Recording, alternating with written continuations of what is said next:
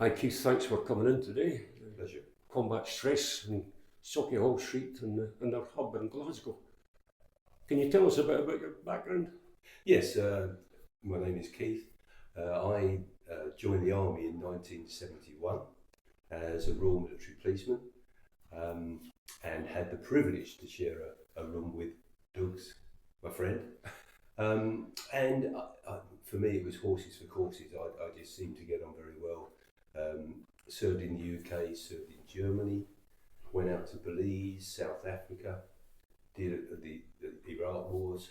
And yes, I just thoroughly enjoy military service, and hopefully I can help in some way with combat stress. Thanks. You were in the military police, but you were also in something.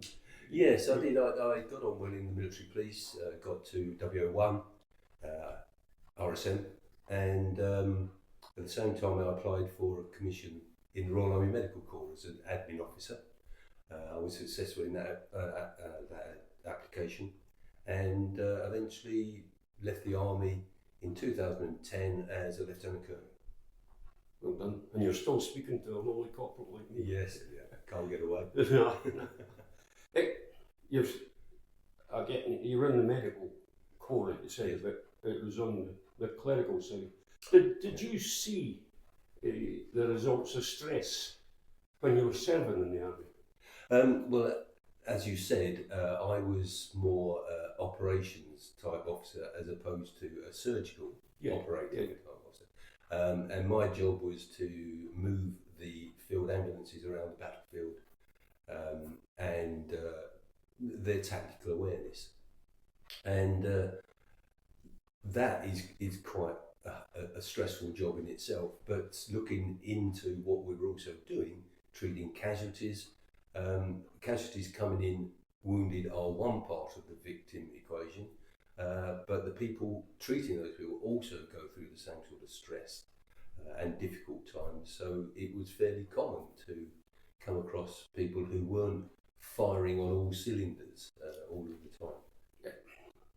I'm going to ask you a question which some people might say you'll be criticising, but did the army look after their head injured people? You know, the guys who had mental problems brought about by the stress, and did the army look after them at the time?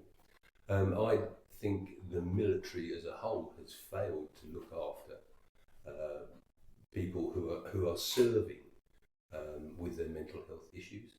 I was talking earlier today that when I finally left the services, there was a lot of talk in MOD on setting up a resettlement system that was of value to the soldier leaving the army.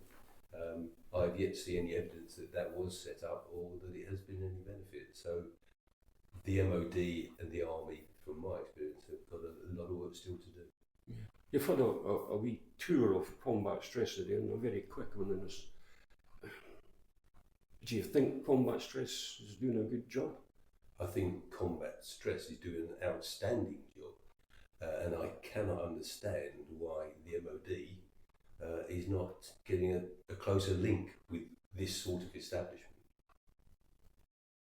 Yeah. Do you think there's too many military charities dealing with the same thing? No, I don't think there can be too many helping with this thing. I think the earlier that people who have a problem, the sooner that is addressed, the better it's going to be in the long term. And it needs people to talk to, people who understand what they're doing. And this is such an establishment. Yeah. Yeah. Would you see any difference? Could you suggest things to make the system better, not for combat stress, but on a whole? Well, when you are serving in the army, the world is a very different place to that is outside of the army. Yeah. And within the army itself, there is no training that will enable the system to identify that a soldier, sailor, airman, has a sort of mental health problem. Mainly because we bottle it up inside of ourselves reluctant to talk about it. And then if there isn't a system in place to assist them to do, or it's them who want to seek help, if there's not a system in place, things aren't going to get any better. So the MOD as a whole needs to address this problem. And I don't like to call it a problem, this illness, and they need to address it better than they do now. Yeah. Keith, thanks very much for coming along. My pleasure. Thanks very much for giving us your wee input. Thank you. It's been a pleasure catching up with you again. Thanks, mate.